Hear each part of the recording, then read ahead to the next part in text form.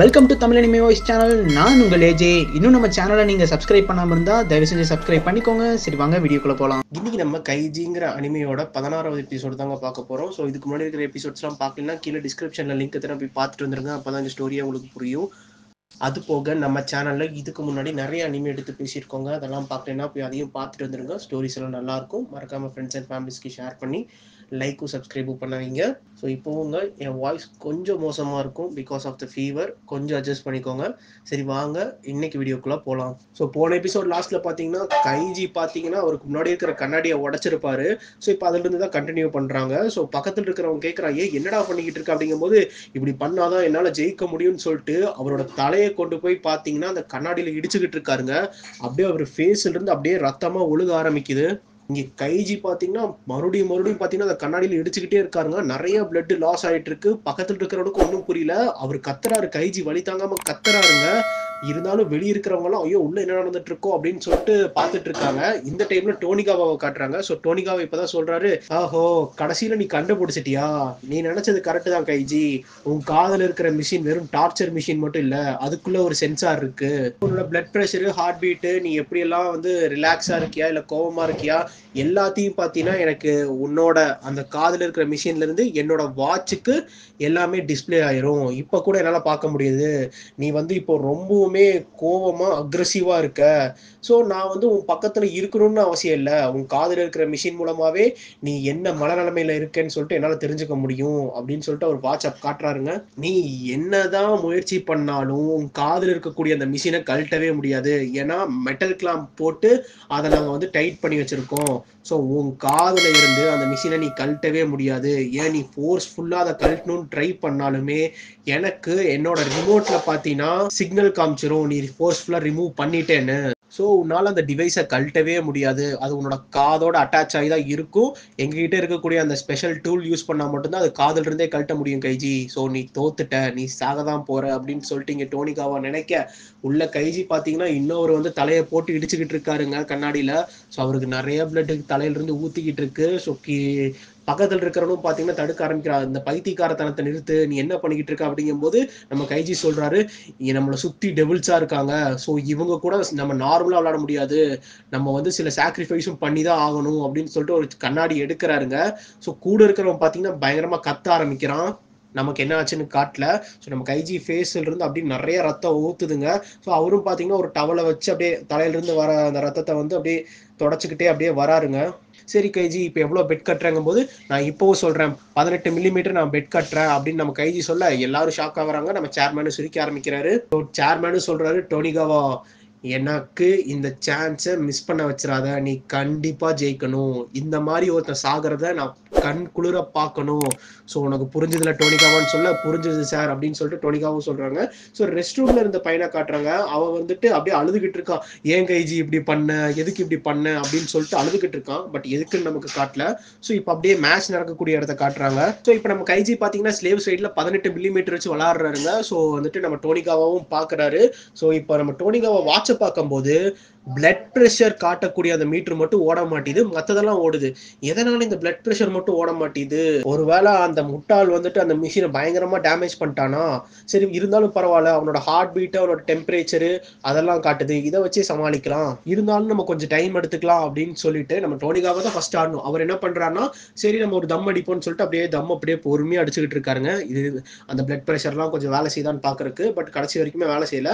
அவர் வந்துட்டு சரி கைஜியோட அந்த பிளட் ப்ரெஷர் வந்து வேலை செய்யல, அதோட ஹார்ட் பீட்டு, அவரோட டெம்பரேச்சர்லாம் வேலை செய்யல, அதை வச்சு நம்ம இது பண்ணலாம் அப்படின்னு சொல்லிட்டு அவர் ஒரு கார்டு வைக்கிறாரு. நம்ம கைஜியுமே பாத்தீங்கன்னா டக்குன்னு ஒரு கார்டை வைக்கிறாருங்க. ஸோ ரெண்டுத்தையுமே திருப்பி பாக்குறாங்க, ரெண்டுமே சிட்டிசன் தான். ஸோ இப்போ பாத்தீங்கன்னா நம்ம கைஜி தாங்க ஸ்லேவ் சைட்ல இருக்காரு. ஸோ இப்போ அவர் அடுத்த கார்டை வச்சிடறாருங்க. வச்சுட்டு டோனிகாவை என்ன நவுத்துவோம் அப்படின்னு சொல்லிட்டு பார்த்துட்டே இருக்காரு. ஸோ நம்ம டோனிகாவும் பாக்குறாரு, இன்னும் இந்த பிளட் ப்ரெஷர் வேலை செய்ய மாட்டேது. சரி மற்றதெல்லாம் வச்சு பார்க்கும்போது இவன் கொஞ்சம் பயப்படுற மாதிரி தெரியுது. அப்படின்னா இவன் என்ன யோசிப்பான் அப்படின்னா, நம்ம எம்பரர் யூஸ் பண்ணிடுவோமான்னு தான் நினைப்பான். ஸோ அப்போ அவன் கையில இருக்கிற கார்டு பார்த்தீங்கன்னா கண்டிப்பா சிட்டிசனா தான் இருக்கணும். இருந்தாலும் நம்ம சும்மா விளையாட்டுக்கு ஒரு கார்டை காட்டுவோம்னு சொல்லிட்டு நம்ம டோனிகாவை பார்த்தீங்கன்னா அவர் கையில இருக்கக்கூடிய சிட்டிசன் எடுத்து காட்டுறாருங்க. நம்ம கைஜி அதை பார்த்துட்டு பயங்கர ஷாக் ஆகுறான். ஆனா டோனிகாவை பாக்குறாரு, இல்லையே வாட்ச்ல இன்னும் ரீடிங் எதுவுமே மாறலையே. அப்பனா இவன் ஃபேஸ்ல சும்மா பயத்தை காட்டுறான், நம்மளை ஏமாத்த பாக்குறான். அப்பனா இவன் வச்சிருக்கிறது கீழே வச்சிருக்கிறது ஸ்லேவ் கார்டு கிடையாது, சிட்டிசன் கார்டு தான் அப்படின்னு சொல்லிட்டு நம்ம டோனிகாவா பாத்தீங்கன்னா ஒரு கார்டு எடுத்து வைக்கிறாருங்க. பார்த்தா நம்ம டோனிகாவா வச்சது எம்பரர் கார்டு தான். இதை பாக்குற சேர்மன் பயங்கரமா சிரிக்க ஆரம்பிக்கிறாரு, கையெல்லாம் தட்டுறாரு. சுத்தி இருக்கிறவங்க எல்லாரும் பாத்தீங்கன்னா ரொம்ப ஷாக் ஆகுறாங்க. நம்ம கைஜி பாத்தீங்கன்னா அப்படியே ஷாக் ஆகி பார்த்துக்கிட்டே இருக்காங்க. ஸோ வந்துட்டு டோனிகாவும் என்ன சொல்றாருன்னா, இந்த மாதிரி சரி கைஜி நீ கவலைப்படாத, இந்த ரிமோட்ல வந்துட்டு நான் ஸ்பீடை பயங்கரமா வச்சிடுறேன், நீ கார்டை திறந்த அடுத்த செகண்டே நீ சாகிற மாதிரி நான் பாத்துக்கிறேன், ஸோ நீ ரொம்ப கஷ்டம்லாம் அனுபவிக்க மாட்டேன், ஸோ சீக்கிரம் உன் கார்டை திருப்பி போடு அப்படிங்கும் போது நம்ம கைஜி இன்னும் ஷாக்லயே அந்த கார்டை பார்த்துக்கிட்டு இருக்காருங்க. நம்ம டோனிகாவும் வந்துட்டு எதுக்குப்பா இவ்வளவு நேரம் எடுத்துக்கிறேன், சரி நானே கார்டை திருப்புறேன் அப்படின்னு சொல்லிட்டு போகும்போது நம்ம கைஜி தடுக்கிறாரு. அப்புறம் தடுத்துட்டு என்ன சொல்றாருன்னா, இந்த மாதிரி ஸ்லேவ் கார்டு வந்து அடிமை கார்டுன்னு தானே சொன்னேன், இது வரைக்கும் எந்த ஒரு அடிமையும் அரசரை வந்து ஜெயிச்சது இல்லைன்னு சொன்னேன், ஆனா இந்த கேம்ல அடிமைகள் வந்து அரசரை ஜெயிக்க முடியும்னு தானே சொன்னேன், ஸோ இது வந்துட்டு ரியல் லைஃபுக்கு ஒத்து போகும் டோனிகாவா, சில நேரங்கள்ல அடிமையா இருக்கிறவங்க கூட அரசர்களை எதிர்த்து நின்று ஜெயிக்க முடியும், ஸோ அதுக்கு உதாரணமா தான் நான் இதை பண்றேன் அப்படின்னு சொல்லிட்டு அவர் கார்டு எடுத்து கீழே வைக்கிறாங்க. ஸோ எல்லாருமே பயங்கர ஆர்வத்தோட பாக்குறாங்க. பார்த்தா அங்கிருந்து எல்லாருமே ஷாக் ஆகுறாங்க. ஏன்னா நம்ம கைஜி யூஸ் பண்ணது பாத்தீங்கன்னா ஸ்லேவ் கார்டு. இதை பாக்குற சேர்மன் டோனிகாவா எல்லாரும் பயங்கர ஷாக்ல இருக்காங்க. ஏன்னா நம்ம இந்த மேட்ச்ல பாத்தீங்கன்னா நம்ம கைஜி தான் வின்னர். ஸோ எல்லாருமே பாத்தீங்கன்னா பயங்கர ஹாப்பி ஆகுறாங்க, நம்ம கைஜியோட அந்த கூட இருந்தவங்க எல்லாருமே. பட் டோனிகாவால இது ஏத்துக்கவே முடியல. இந்த ரீடிங் என்ன இன்னும் வந்துட்டு அப்படியே சேமா தான் காட்டுது, எதனால இப்படி காட்டுது, வாட்ச் ஒரு வேலை செய்ய மாட்டேதா அப்படின்னு சொல்லிட்டு தட்டுறாரு. இல்லையே, வாட்ச் ஒழுங்கா தான் வேலை செய்யுது, என்னன்னா அவனோட ஹார்ட் பீட் டெம்பரேச்சர் எல்லாம் காட்டுது, பிளட் பிரஷர் கூட அவனுக்கு நிறைய ரத்தம் வரனால கூட ஏதாச்சும் ஆயிருக்கலாம், ஒருவேளை இவன் என்ன பண்ணியிருப்பான் அப்படின்னு சொல்லிட்டு டோனிகாவை வந்து கைஜியை பார்க்கும்போது கைஜியோட காதுல இருந்து பிளட் இன்னமும் வந்துகிட்டு இருக்குங்க. ஸோ அப்பதான் நம்ம டோனிகாவை வந்து எந்திரிச்சு பாக்குறாரு, இதுக்கு வாய்ப்பே இல்லை, நீ என்னடா பண்ணியிருக்க அப்படின்னு சொல்லிட்டு கைஜி பார்த்து கத்த.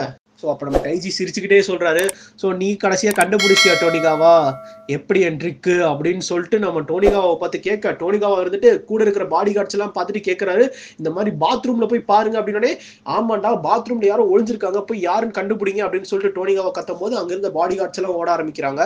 அப்படியே நம்ம டோனிகாவா கைஜி கிட்ட போயிட்டு அவர் காதை வந்து டவலால வச்சு மறைச்சிருப்பார்ல, ஸோ அதை எடுத்து பாக்குறாங்க.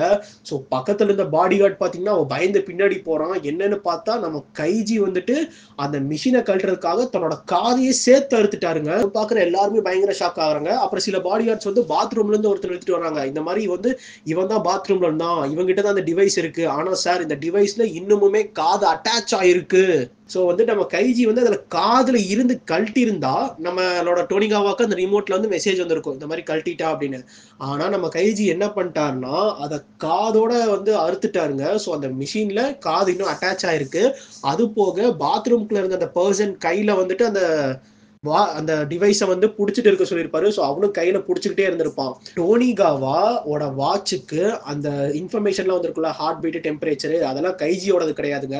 இந்த பாத்ரூம்ல இருந்தால பர்சன் இவன் வந்து கைஜியோட காது போக அந்த டிவைஸை வந்துட்டு கெட்டியமா அவன் கையில புடிச்சிருக்கான். ஸோ இவனோட டேட்டா தான், அதாவது இவனோட டேட்டாஸ் தான் பாத்தீங்கன்னா நம்ம டோனிகாவோட வாட்சுக்கு வந்திருக்கு. அதனாலதான் டோனிகாவா வந்துட்டு நம்ம கைஜி முன்னாடி கார்டு காட்டியிருப்பாரு, இந்த மாதிரி சிட்டிசன் கார்டு யூஸ் பண்ணட்டா அப்படின்னு காட்டியிருப்பாரு. நம்ம கைஜி உண்மையாலுமே பயந்துருப்பாரு, ஏன்னா அவர் வச்சது ஸ்லேவ் கார்டு தானே. ஆனா நம்ம டோனிகாவா என்ன நினைச்சிட்டாரு, இவன் வந்து நடிக்கிறான், ஃபேஸ் மூலமா எக்ஸ்பிரஷன் பண்றான், ஆனா அவனோட ரீடிங்ஸ் வந்து இங்க நார்மலா தான் இருக்கு அப்படின்னு சொல்லிட்டு தான் அவர் எம்பரர் கார்டே வச்சிருப்பாரு. ஸோ நம்ம கைஜி பிளான் போட்ட மாதிரியே இந்த மேட்ச்ல அவர் ஜெயிக்கிறாருங்க. ஸோ நம்ம கைஜி ஜெயிச்ச 9 மில்லியனை கொண்டு வந்து வைக்கிறாங்க.